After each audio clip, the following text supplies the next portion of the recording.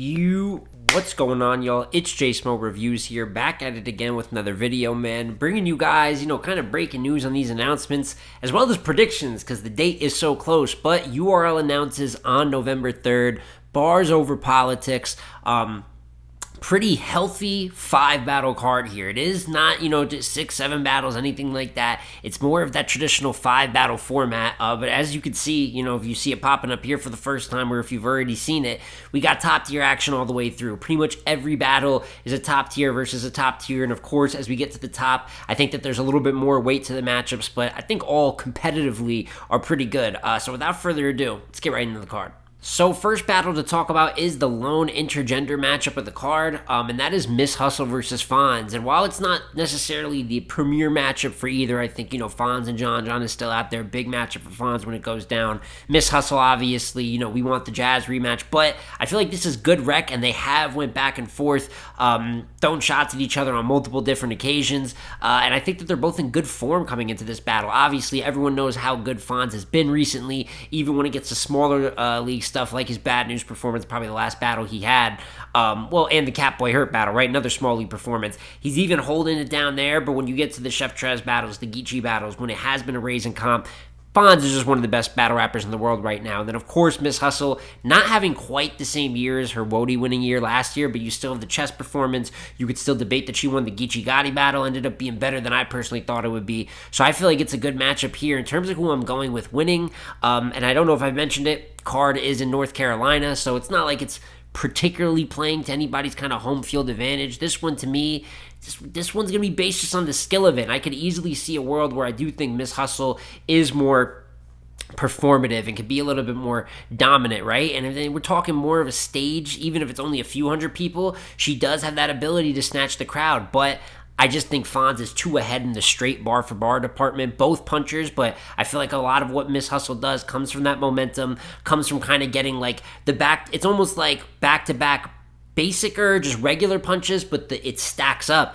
as opposed to Fonz. He can do that, but I mean, the haymaker ability here is at a different level. And then on top of that, Fonz's record versus the women has just been too dominant. It's been too clean. So I am going Fonz 2-1, but a battle that I like, And then from there, you get into the one battler that is getting a home game with this one, and that is T-Top versus Jerry Wess. T-Top, a name that, as you see people, which I love, even if I don't agree with every take, there's a lot of stuff you'll see me try to debunk in a sense here, takes that I don't like that get some momentum. However, I do love seeing all the different years being appreciated since everyone's grabbing up, giving their opinion for who Cody is, and you hear a lot of people saying how great T-Top's year is. There's a few that say he's undefeated. I'm just here to tell you that's not true. Don't run with that exactly, but in his more important 3-rounders, he has won this year, you know what I mean? Whether it's New Jersey Twerk, Danny Myers, Official. Kind of funny, though, because it ends up being the weaker footage of his year. Anyone that's seen those 3 battles knows that none of them were crazy. Most of them were kind of low points of the night, even though, in my opinion, he clearly won all 3. But when he's battled Snake Eyes, Jay That Guy out in Kansas City, Jay Black, not Jay Black, not Champion Jay Black, the one on Houston Barcode, given incredible material in those battles, actually the best of the year. So kind of backwards for T-Top, still good nonetheless. And last time we saw Jerry Wess, we know he doesn't come outside that often. He's not a high volume battling type of guy, but he came outside versus Tay Roc and Chirac this year. Could be missing one battle. Whispers. I think he battled Whispers.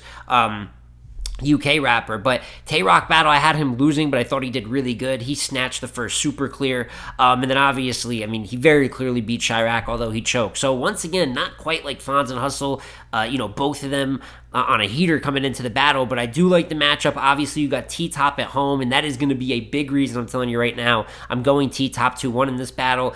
As good as he's been, and now he's going to have a home game in North Carolina, and I think Jerry's good. This is the perfect type of challenge. At this point, like it was in 2019, but more so now that I feel like Jerry's probably the best he's ever been. Keep matching him up versus top tiers. Lost my speech for a second there. He's given good footage. The DNA battle turns out to be what it is. The Rock battle, even though not many people are mentioning it, that was a sleeper. That was a gem from Gnome. And then even going back to the Foots, Luke Castro footage, he is winning typically over the talent that he's battling down to. When he's with his peers, he is catching more wins than he used 2 years ago. But I just think it's a situation that gives T-Top too many advantages. So respect Jerry. It has nothing to do with not thinking he's going to do good. It's just I think T-Top is going to do possibly great, which is why I have him winning. And then these next three battles for me, like I said, well, as you get up the card, it's really what puts it together. And next one is Tay Roc versus Chef Trez. And I really don't have to talk about Tay Roc because all anybody's doing is talking about Tay Roc, whether it's for the good, whether it's for the bad. There's almost too much Tay Roc dialogue going on right now. And then when you match him up with Chef Trez, this is going to be one of the last matchups we're probably going to see from Cave Gang versus each other, right? I mean, a lot of them didn't end up battling Briz. That's, as we know, that's probably never going to happen for the most part. But, between Av, Roc, and Trez specifically, now have all kind of battled each other. And I think this is going to be really good. And as great as Roc has been, we know that many people have him. At the very least, he is high up in the Cody conversation. For many, would be the front runner right now. But Chef Trez is right there. It's not quite the same as last year. He ended up top 3, right? But I think he's objectively a top 10 guy this year. He has been fantastic. And the T-Top loss earlier in the year, even though he was good in the battle, I did think there was like a level shown. Like I thought T-Top got all 3 clear, and even you can do good in a battle and it could still get in the uglier direction. It's just the way the sport goes sometimes. However, outside of that, the Av battle, great. The Fonz battle, great. And he battled Los Prime in that same weekend. Battled Fonz and Los Prime back-to-back. That was in 2 days, 6 rounds. Both of those battles were fantastic. Now you got the Roc battle coming up here. He's been winning amongst the likes of Excel, Coach Corleone. So really, outside of that top loss, and that just speaks to how great T-Top was in that battle, Chef Trez hasn't taken his foot off the gas much, so I can't wait to see what he does. I feel like North Carolina, obviously it's not Atlanta, but I do think it makes it a little bit more interesting here with the playing ground of it, just because depending on where it is in North Carolina, from someone that grew up there, it can kind of reach more into those southern roots, and you might find Chef Trez getting a lot more love in there than people would expect. But I just think it's a great bar-for-bar battle either way. It's probably going to be one of the more debatable ones of the night. That's what I've noticed with Trez at this point in his career. I mean, you can go back to last year. I personally had him kind of clearly beating John, but even the Twerk battle, you would suspect that Twerk would have a lot of advantages that Roc has over Trez. It was a very debatable battle. I ended up edging Chef Trez the battle. So he has more than a fair chance here. But if I do have to predict, I am not going to predict against Roc in this one. I just think he is rapping at a high level. And then on top of that, I think you're going to get one of his better performances. I know some people are complaining. As the round time goes on longer, some of the material, it feels like he's drowning out, like the material is going down quality-wise, but there's just more of it.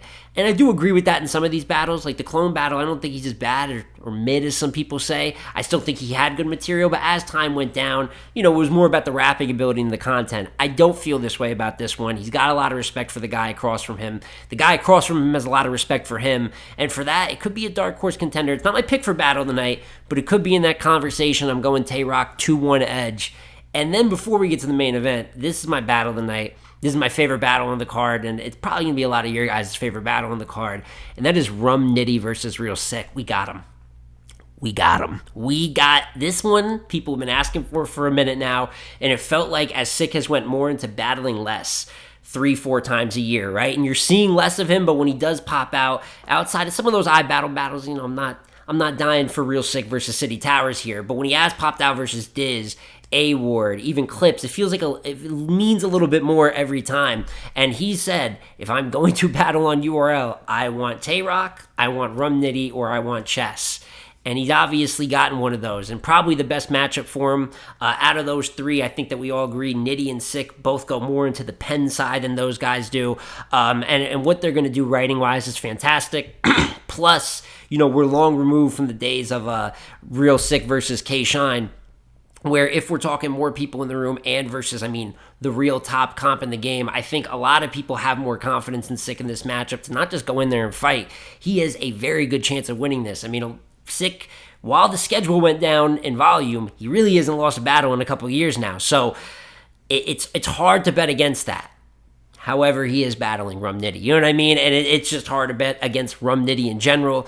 This is the best possible situation for Sikh, I think, but I am still going to go Nitty 2-1. His year has been great, and I did have him losing to Vixen, 2-1 edge, and a lot of people I'm seeing as time goes on are calling that in the other direction. I do think it is closer and closer on Cam, as you would expect with the type of battler that Nitty is, but as good as he might have even been there, where I thought he was limited, he stuck pretty much to the time limit. I don't think you're getting loaded looks from Nitty now, where you're going to get one of the best battles ever, but I think Sikh does get a level up in seriousness from him, does get a level up in material, and for that, I am going to go Nitty 2-1 over Real Sikh.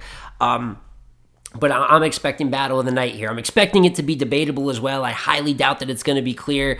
And it's tough though, because if anyone going for Sikh, listen, he's got more of the motivation coming in. He has to, right?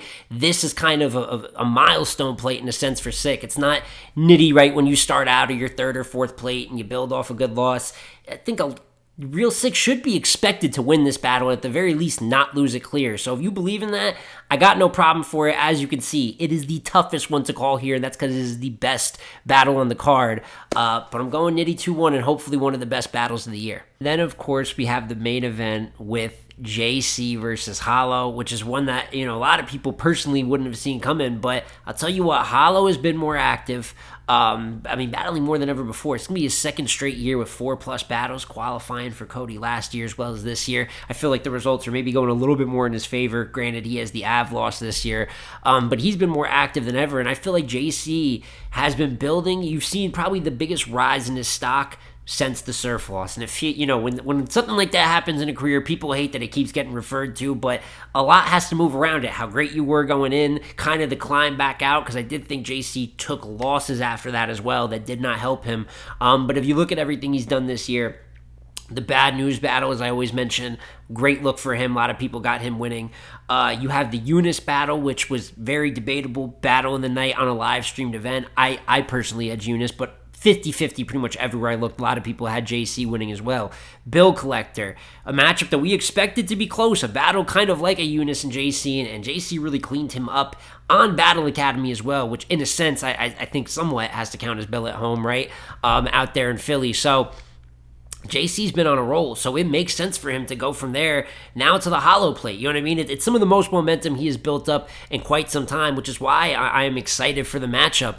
But I will say, I have my reserves, right? And I feel bad because now I bet against JC versus Bill, and it went such in the other direction that going up against the Hollow, who I personally had losing to Ward and Av this year, you would think that I would have all the confidence in that style with the momentum. However, I think that this could be a matchup issue for JC. I got to be honest. I think that Hollow does some things that have given JC a problem in some other key matchups throughout his career, and it's not the same exact electricity that someone like a Tay Roc, a New Jersey Twerk, or even a K-Shine. 3 battles I had JC losing, even though you could debate he really did great in all 3 of those battles.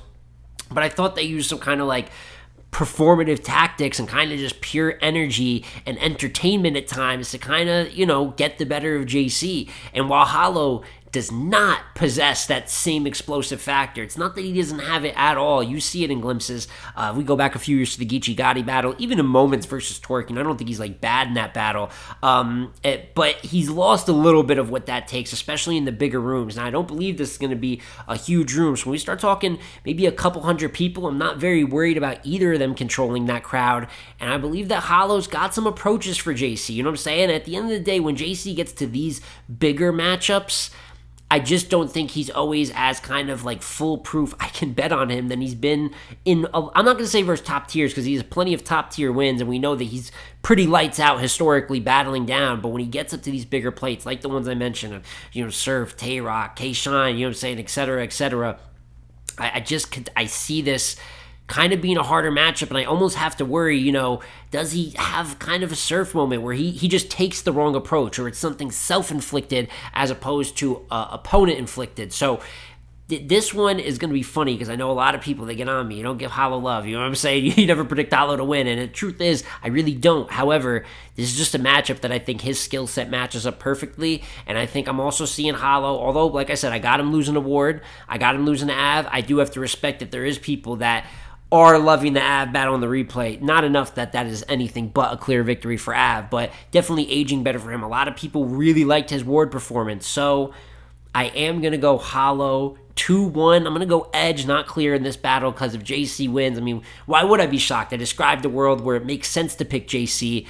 It's just one of those where I believe in this matchup. It's just the type of battle that I see Hollow figuring out a way to pull it out, and I got him winning here in the main event. And that is my full thoughts here for Bars Over Politics. I got to say, I feel like this one, while it doesn't have the same pop, kind of like I referred to, like a power moves, right? That we know is, some colossal. A mega match there with Geechee and Hitman, and then of course, the big case and the Twerks matchups like that. And one would argue doesn't have the pop of Winter Madness either, right? A Swamp and a Cow and a Mook and Arse, but I think matchup-wise, they really did good with this one. I see a world where all 5 of these are good battles. Like, if you really look at all these battlers' forms lately, none of them are doing bad going into. I guess you could debate maybe Hollow, right? If you kind of think like me and the results aren't going his way. But outside of that, everyone else results-wise, you got to be happy with. Nitty and Sikh, both doing great right now. Tay Roc and Trez, Hustle and Fonz, T-Top and Jarrett. Like, everybody involved is battling great, and that's what you want for your bigger cards. People that are in form right now and you can count on to be great, especially in front of other great battlers. So I'm excited for the card, and I want to hear your guys' opinions in the comment section down below. Of course, who are your winners, favorite matchup, battle of the night, any hot takes? Let me know in the comment section down below. I'll be going back and forth a lot with this one. But it's J Smo Reviews again here, y'all. Like, comment, subscribe. I'm going to catch you on the next one, man. Peace.